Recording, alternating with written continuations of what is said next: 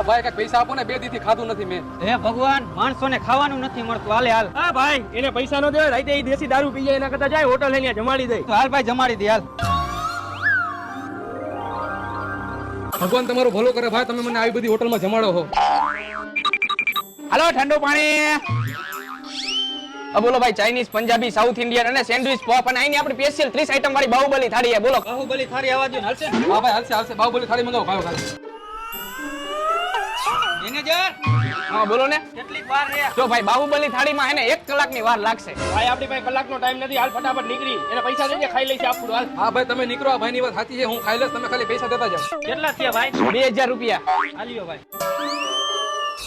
Manager બોલો શેઠ. તમે પૈસા ગણવાનું ચાલુ રાખો, હમણાં હું બીજા મુર્ગા લઈને આવું.